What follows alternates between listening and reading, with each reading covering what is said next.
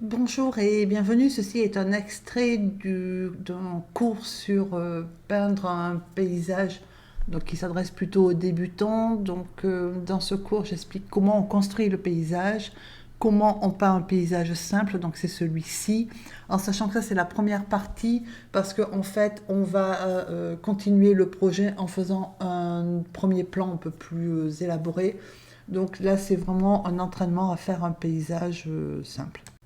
Au niveau des couleurs, donc j'ai fait simple, donc un jaune qui est la terre de sienne naturelle, un rouge qui est le rose permanent, un bleu, c'est le bleu d'outre-mer, un marron qui est alors, de la terre d'ombre brûlée, vous pouvez remplacer par la terre de sienne brûlée si vous n'avez pas de la terre d'ombre, et du viridien qui est un vert viridien, qui est donc un vert pour faire l'océan. En papier, c'est du 300 grammes, hein, du papier coton. Donc moi, j'utilise le Fontaine de Clairefontaine. C'est du 24-36 coupé en deux, puisque c'est juste un entraînement pour faire. Donc on a fait un paysage d'une taille moyenne, de manière à s'entraîner au départ sans souci. Et trois pinceaux, donc un gros, un moyen et un fin. Donc par exemple, un 10, un 6 et du 2. Et c'est tout. Si vous ne peignez pas sur un bloc qui est pré-enroulé aux quatre côtés, il faut fixer les quatre côtés de la feuille avec du washi tape ou du ruban de masquage. Et ensuite la ligne d'horizon, pareil, avec du ruban de masquage ou du washi tape à peu près un tiers du bas. Voilà. Et une fois qu'on a délimité cela, on va mouiller la partie haute de façon très, très rapide, hein, puisqu'on ne va pas y travailler longtemps. Donc on humidifie la partie haute qui va être le ciel. Et donc avec le pinceau le plus gros, hein, moi c'est du 10, on met donc le jaune, qui est la terre de sienne naturelle, en bas. Voilà. Donc en sachant qu'il est, pour pas que ça soit, enfin pour que ça fasse plus réaliste et plus joli, il n'est pas symétrique, c'est-à-dire que c'est plus haut, le jaune est plus élevé, plus épais, plus haut à gauche qu'à droite. On rince son pinceau et ensuite on va aller chercher le bleu. Donc le bleu, ben, on le met en haut et on va laisser la place pour les nuages, tout simplement en fait. Donc les nuages, c'est pas peint. Donc une fois qu'on a positionné son bleu, on rince son pinceau et on va adoucir les contours au niveau du bleu, hein, pour que ça fasse plus nuage.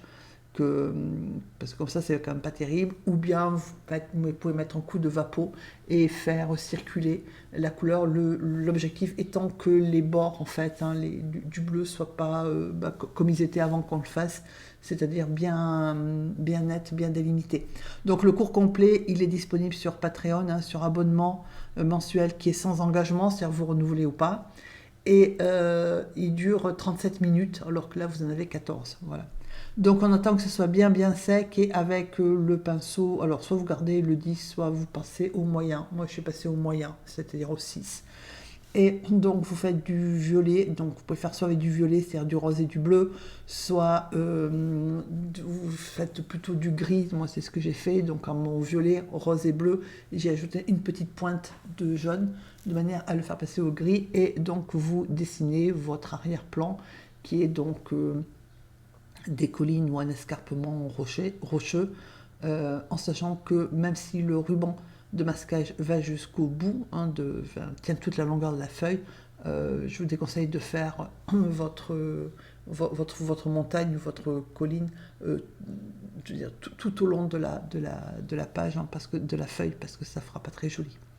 Voilà, donc vous dessinez votre montagne et ensuite vous retirez un petit peu de peinture de manière à suggérer le rocher, puisque ce qu'on veut c'est suggérer des rochers. Voilà. Donc vous suggérez vos pentes en retirant un petit peu de peinture ou en ajoutant si vous trouvez que c'est trop pâle. Voilà.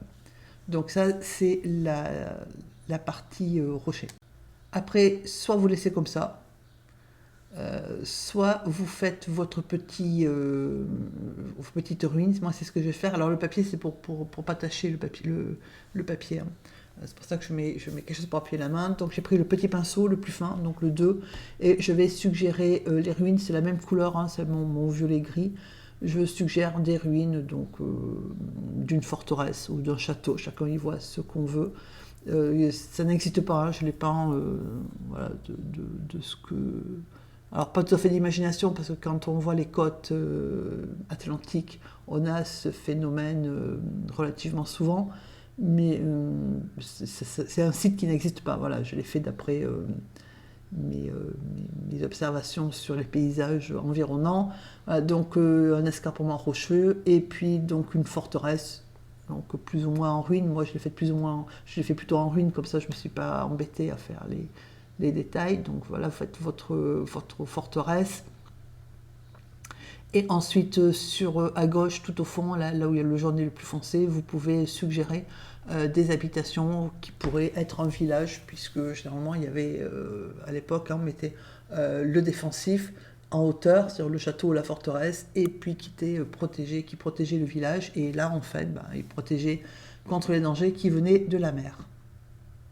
Donc on laisse sécher. Moi j'ai juste rajouté à la base avec du bleu avec de la terre d'ombre brûlée, de manière à suggérer les rochers quand la mer est à marée basse, hein, et la partie qui n'est pas recouverte par l'eau, elle est foncée en fait.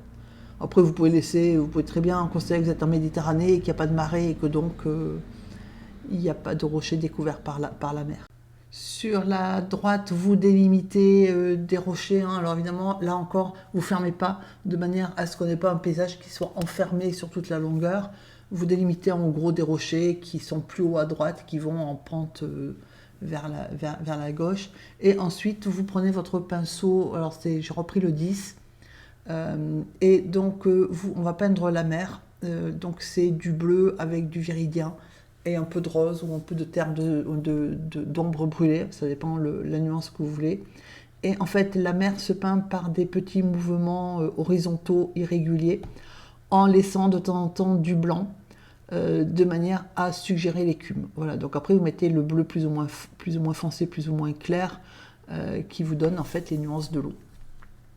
Avec le jaune, c'est la terre de sienne naturelle, faites un petit bout de plage de sable à gauche, et ensuite vous peignez vos rochers, voilà, et vous ajoutez ensuite, donc moi j'ai ajouté de la terre d'ombre, mais pas partout, puisqu'en fait on va faire des rochers en jouant sur les couleurs, et j'ajoute ensuite du bleu.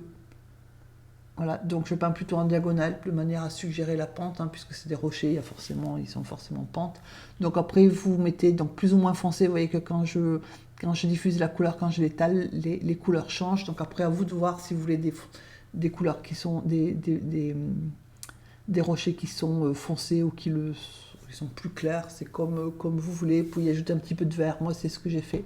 Là, j'ai ajouté un petit peu de vert olive sur la palette. J'ai ajouté un petit peu de vert olive. Voilà, vous faites vos rochers et vous les foncez ou pas, comme vous voulez. En sachant que il faut que ça soit plus foncé que l'arrière-plan, puisque c'est du premier plan, donc il faut que ce soit plus foncé que les ruines là-bas au fond, mais après vous mettez bien votre couleur comme vous voulez. Donc voilà, vous modelez après au pinceau vos rochers comme vous en avez envie, et soit vous pouvez laisser comme ça parce que c'est joli tout plein. Une fois que vous avez fini, vous enlevez votre ruban de masquage et ça vous donne, tout comme la ligne d'horizon, une arête qui est bien nette. Pour un effet plus rocailleux, vous pouvez utiliser la carte. Donc vous avez en haut à droite qui s'affiche la vidéo pour apprendre à faire avec une carte. Je vous souhaite une excellente journée et je vous dis à très bientôt.